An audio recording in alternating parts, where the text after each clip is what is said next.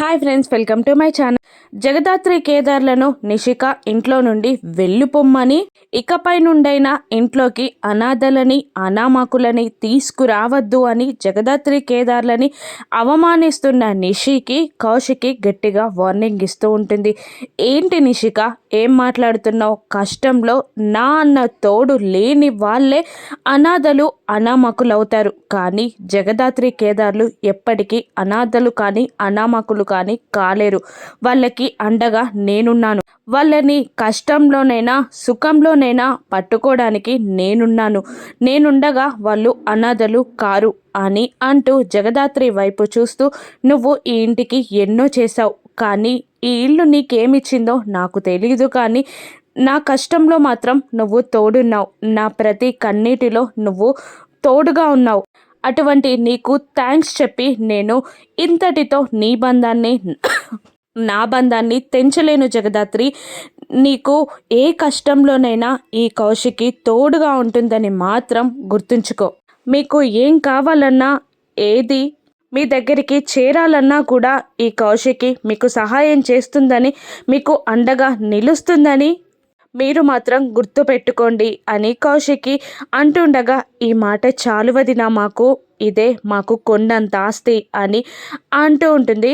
జగదాత్రి కేదార్ కూడా హ్యాపీగా ఫీల్ అవుతూ ఉంటాడు. ఇక చాలు పదండి అని నిషిక అనగానే జగదాత్రి కేదార్లు బ్యాగ్స్ తీసుకొని బయటికి వెళ్తారు. ఇక ఒక్కసారిగా జగదాత్రి వెనక్కి తిరిగి తన ప్లాన్ వర్కౌట్ అయిందా లేదా అని చూసుకుంటూ ఉండగా, ఇక నిషిక మళ్ళీ ఏంటి తిరిగి చూస్తున్నావు, చూసింది చాలే వెళ్ళు అని అంటుండగా, అలాగే అని అంటూ బాధగా తలూపుతున్నట్టు తల ఊపి ఇక ఒక్క అడుగు ముందుకు వేయగానే ఇంట్లో నుండి పెద్ద మొత్తంలో పొగ బయటికి వస్తూ ఉంటుంది. ఆ పొగని చూసి అయ్యో ఇల్లు తగలబడిపోతుంది అని అంటూ ఉంటాడు బూచి. ఇక అయ్యో పొగలు వస్తున్నాయి అని కాచి అంటూ ఉంటుంది. ఇక ఈ పొగలు ఎక్కడి నుండి వస్తున్నాయి అని యువరాజ్ అనుకుంటూ ఉంటాడు. ఇంతలో బూచి ఆర్తనాదాలు పెడుతూ, ఇంట్లో డబ్బులు, నగలు, ఆస్తి పేపర్స్ అన్నీ ఉన్నాయి, అవి బూడిదల పాలు కావాల్సిందేనా అని అంటుండగా కాచి ఏడుస్తూ, ఇకపై నుండి మనకు ఇల్లుండదా అని అరుస్తూ ఉంటుంది. ఇక ఏంటి పొగలేంటి అని యువరాజ్ అనుకుంటూ, మన ఇంట్లో నుండి పొగలు ఎలా వస్తున్నాయి అని అంటూ ఉంటాడు యువరాజ్. ఇంత పెద్ద మొత్తంలో పొగలు వస్తున్నాయంటే మంటలు ఏ లెవెల్లో ఉన్నాయో అని జగదాత్రి అంటూ ఉంటుంది. ఇక కౌశికి భయంగా, పిన్ని ఇంట్లోనే ఉంది అని అనగానే ఇక యువరాజ్ నిషికకి గుబులు మొదలవుతుంది. ఇక యువరాజ్ నిషిక మనసులో ఇలా అనుకుంటూ ఉంటారు, ఈ పొగకు భయపడి అమ్మ పరుగున వచ్చేస్తే ఎలా, నాటకం బయటపడిపోతుంది అని అనుకుంటూ ఉంటాడు యువరాజ్. ఇక ఇంత పెద్ద మొత్తంలో పొగొస్తుందంటే మంటలు ఏ లెవెల్లో ఉన్నాయో అసలే అత్తయ్య గారు పక్షవాతంతో ఉన్నారు. అరవడం కానీ, నడవడం కానీ, పరిగెత్తడం కానీ చెయ్యలేరు. అయ్యో అత్తయ్య గారు అని అరుస్తూ ఉంటుంది జగదాత్రి. ఇక యువరాజ్ అమ్మో అమ్మ ఇక్కడికి రాకముందే నేను ఆపేయాలి అని లోపలికి వెళ్ళబోతుండగా, ఇక సుధాకర్, కౌశికి, కేదార్ అందరూ కలిసి యువరాజ్ని ఆపేస్తారు. నిషిక కూడా యువరాజ్ని ఆపుతుండగా, లేదు నేను వెళ్ళి అమ్మని రక్షించాలి అని అంటుండగా, ఇక అందుకని మంటల్లోకి వెళ్తావా అని నిషిక అంటుంటుంది. ఇంతలోనే పొగ ఎక్కువై వైజయంతి పరుగున వచ్చి అబ్బోడా అబ్బోడా అని అరుస్తూ యువరాజ్ చుట్టూ చెయ్యేసిస్తుంది. ఇక ఏంట్రా అబ్బోడా, నువ్వు కూడా ఇంత స్వార్థపరంగా రెడీ అయిపోయావా? మీ అమ్మ ఇంట్లో ఉందని మర్చిపోయావా? మీరందరూ ఇక్కడ ఎంజాయ్ చేస్తున్నారు, నన్ను మంటలకి వదిలేసి నిమ్మకు నీరెత్తినట్టు కూర్చున్నారా అంటే నేను తగలబడిపోయినా మంచిదేనా మీకు అని ఉక్రోషంగా అంటూ ఉంటుంది వైజయంతి. ఇక దాంతో ఆ మాటలకి జగదాత్రి కాస్త చిన్నగా నవ్వుతూ, అయ్యో అత్తయ్య గారు అది కాదు, అందరూ షాక్లో ఉన్నారు, మీరు ఇన్నాళ్ళ నుండి పక్షవాతంలో ఉన్నారు కదా, అటువంటి వారు మీరు పరిగెత్తుకుంటూ మాట్లాడుకుంటూ వచ్చేసరికి అందరూ అవాక్కయ్యారు అని అనగానే పక్షవాతం అని నోరు తెరుచుకొని ఉండిపోతుంది వైజయంతి. ఇక అది ఎలాగైనా కవర్ చేయాలని నిషిక, యువరాజ్ ఇద్దరు అలా షాక్కి పొగకి అమ్మకి పక్షవాతం పోయినట్టుంది అని అనగానే బూచి చచ్చ నమ్మేటట్లేదు, షాక్ ట్రీట్మెంట్ వల్ల పక్షవాతం పోతుందా? అయినా నేను ఎక్కడ వినలేదే పక్షవాతం షాక్కి నయమైపోతుందని. అసలు అత్తయ్య గారికి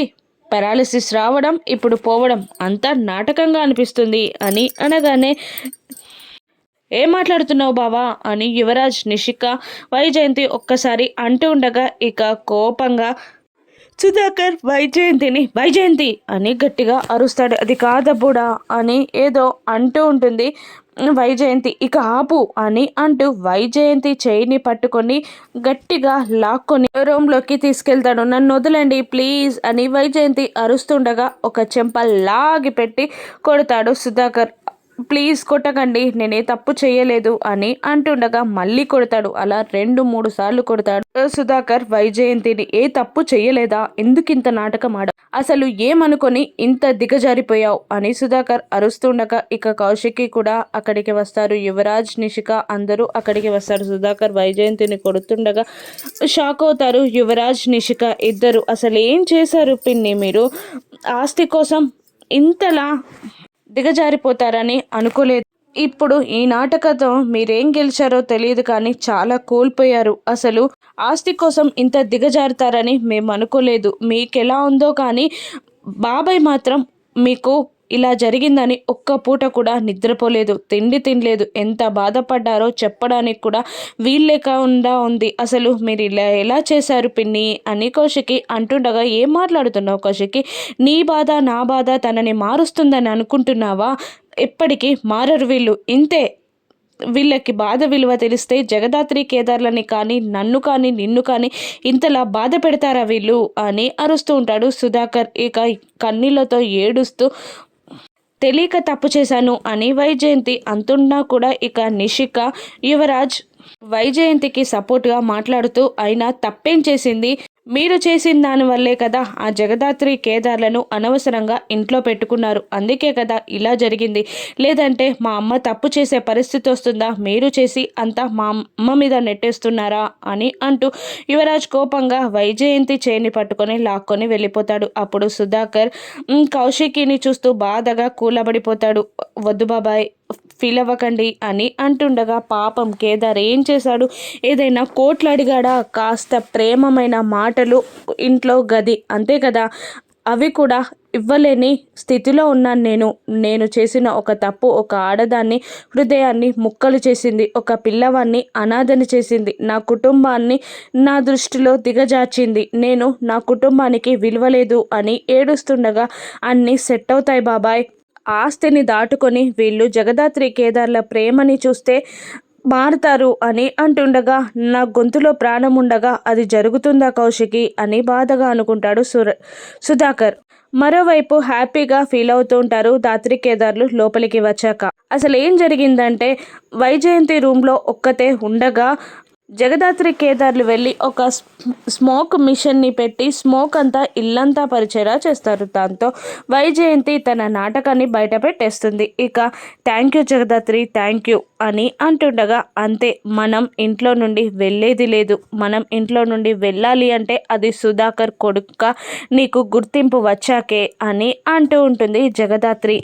thank you Dhatri, thank you, నీ వల్ల నేను ఎప్పుడు ఓడిపోను అని అంటుండగా, సరే బాబు, ఇక కిందికి వెళ్ళి మా చిట్టి చెల్లి పెళ్లి చూపులకి హెల్ప్ చేద్దాం అని అంటుండగా, పెద్ద భావనైన నేను అవి చెయ్యనా అని అంటూ ఉంటాడు కేదార్. ఇక మరోవైపు మేనేజర్ మహేంద్రాని త్రిపాఠిని అరెస్ట్ చేసినందుకు కోపంతో రగిలిపోతూ ఉంటాడు హోమ్ మినిస్టర్. అభి వచ్చి, జేడీ అరెస్ట్ చేసే వరకు కూడా నువ్వు ఆగేలా లేవు, హార్ట్అటాక్ వచ్చి చచ్చేలా ఉన్నావు అని అంటూ ఉండగా, లేదు, త్రిపాఠి ఏదో ఒకటి చెప్పుకొని తప్పించుకుంటాడు, ఇక ఆ మహేంద్రాన్ని తప్పించాలి, ఇద్దరు కావాలి మనకు అని అంటుండగా, ఇద్దరు కాదు ఒక్కరే కావాలి, అన్నీ చేసేవాడు కావాలి అని అంటూ ఉంటాడు అభి. ఎవడు వాడు అని అంటుండగా యువరాజ్ ఫోటోని చూపిస్తాడు అభి హోమ్ మినిస్టర్కి. ఇతను చాలా కన్నింగ్, ఇప్పుడు ఇల్లీగల్ యాక్టివిటీస్ అన్నీ ఇతనే చేస్తున్నాడు, అతనికున్న బ్యాక్గ్రౌండ్ వల్ల ఎవరు ఈ యువరాజ్ని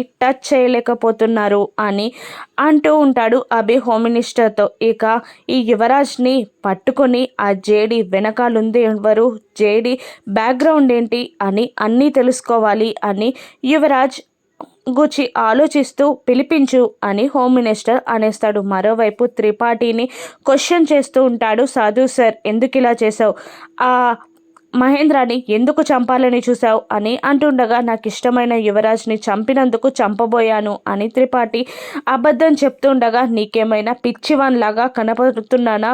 లాకప్లో ఉన్న వ్యక్తిని తీసుకెళ్ళి చంపేసేలని చూసిన నువ్వు ఇష్టం మీద చేశానంటావా? ముందుగా నిన్ను 2 months సస్పెండ్ చేస్తున్నా అని అనగానే త్రిపాఠి షాక్ అవుతాడు. ఇక యువరాజ్ హోమ్ మినిస్టర్ చేతులు కలుపుతారా? జేడీ బ్యాక్గ్రౌండ్ గురించి హోమ్ మినిస్టర్ తెలుసుకుంటాడా? యువరాజ్ ఏం చేయనున్నాడో రానున్న ఎపిసోడ్స్లో చూద్దాం. Thank you for watching.